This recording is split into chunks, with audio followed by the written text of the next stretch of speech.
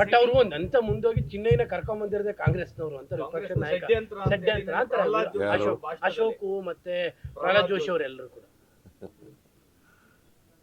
ನೀವು ಇದನ್ನೆಲ್ಲ ಕೇಳ್ತಿರಲ್ಲ, ಅವ್ರು ಹೇಳ್ತಾರೆ ಅವ್ರು ಹೇಳೋದನ್ನೆಲ್ಲ ಕೇಳಬೇಕು ಅಂತ ಏನಿಲ್ಲ. ಸರ್, ವಿರೋಧ ಪಕ್ಷದ ನಾಯಕ ಅಶೋಕ್ ಅವರು ಸೆಂಟ್ರಲ್ ಮಿನಿಸ್ಟರ್ ವಿರೋಧ ಪಕ್ಷ ನಾಯಕನಾಗ್ಬಿಟ್ಟ ತಕ್ಷಣ ಎಲ್ಲ ಕೇಳಬೇಕು ಅಂತ ಅಲ್ಲ, ಅವ್ರ ಅಲಿಗೇಷನ್ ಇದ್ರಿಂದ ಕೇಳ್ತಾ ಇದೀವಿ. ಏನ್ ಅವ್ರು ಅಲಿಗೇಷನ್ ಮಾಡೋದೆಲ್ಲ ಸತ್ಯನಾ? ಭಾಷಣದಲ್ಲಿ ಇಷ್ಟಿನ ಗಂಟೆ ಏನ್ ಹೇಳ್ತಾ ಇದ್ರು? ಅಸೆಂಬ್ಲಿಲಿ ಏನ್ ಹೇಳಿದ್ರು? ಅಸೆಂಬ್ಲಿಲಿ ಏನ್ ಹೇಳಿದ್ರು?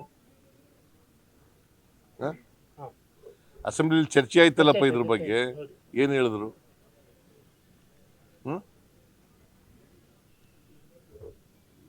ಅಶೋಕನೇ ಚರ್ಚೆ ಮಾಡಿದ್ನಲ್ಲಪ್ಪ. ಅವನು ಸುನೀಲ್ ಚರ್ಚೆ ಮಾಡಿದ್ರಲ್ಲ, ಏನ್ ಹೇಳಿದ್ರು ಆಗ? ದಿನಕ್ಕೊಂದೊಂದು ಹೇಳಕ್ ಹೋಗ್ಬಾರ್ದು. ಇದಕ್ಕೆ ಸತ್ಯ ಇಲ್ವಲ್ಲ ಇದರಲ್ಲಿ.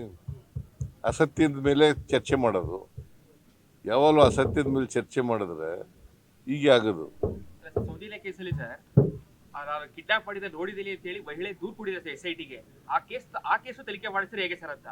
ಯಾರು? ಸೌಜನ್ಯ ಇನ್ನೊಂದು ಲೇಡಿ ಅಪಹರಣ ಮಾಡಿದ ನೋಡಿದಿಲ್ಲ ಅಂತ ಹೇಳಿ 12 ವರ್ಷದಲ್ಲಿ ನಡೆದ ಘಟನೆ ಕಣ್ಣಾರೆ ನೋಡಿದಿಲ್ಲ ಅಂತ ಹೇಳಿ ಇವತ್ತು ನೆನ್ನೆ ಕಂಪ್ಲೇಂಟ್ ಕೊಟ್ಟಿದ್ದಾರೆ ಸರ್ SIT. ಆಯ್ತಪ್ಪ, ಕೋರ್ಟ್ನಲ್ಲಿ ಹೇಳ್ಬೇಕಾಗಿತ್ತಲ್ಲ. CBI ಮುಂದೆ ಯಾಕೆ ಹೇಳಲಿಲ್ಲ? CBI ಮುಂದೆ ಹೇಳ್ಬೇಕಾಗಿತ್ತಲ್ಲ ಏನಪ್ಪ. CBI ತನಿಖೆ ನಡೀತಲ್ವಾ, ಆಗ ಹೇಳ್ಬೇಕಾಗಿತ್ತಲ್ವಾ?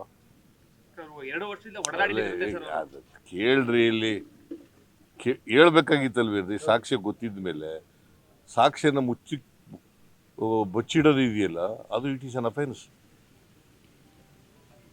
ಸಾಕ್ಷ್ಯ ಗೊತ್ತಿದ್ದು ಕೂಡ, ಸತ್ಯ ಗೊತ್ತಿದ್ದು ಕೂಡ ಮುಚ್ಚಿಡ್ತಕ್ಕಂಥದ್ದು ಇದೆಯಲ್ಲ, ಅದು ಇಟ್ ಇಸ್ ಅನ್ ಅಫೆನ್ಸ್.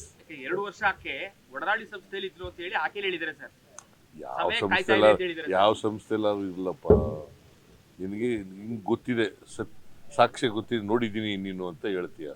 ನೀನು ನೋಡಿದ್ರ ಮೇಲೆ ಹೇಳ್ಬೇಕಾಗಿತ್ತಲ್ಲ CBI ಮುಂದೆ ಹೋಗಿ. ಅಲ್ಲಿಗೆ ಸೌಜನ್ಯಕ್ಕೆ ಪುನರ್ ತನಿಖೆ ಅಗತ್ಯ ಇಲ್ಲ ಅಂತ ನನಗೂ ಗೊತ್ತಿಲ್ಲ. ಅವ್ರ ಅಗತ್ಯ ನಾನು ನೋಡಿಲ್ಲ, ಜಡ್ಜ್ಮೆಂಟ್ ಓದಿಲ್ಲ. ಅವರು ಅಗತ್ಯ ಇದ್ರೆ ಹೋಗ್ಲಿ ಕೋರ್ಟ್ಗೆ.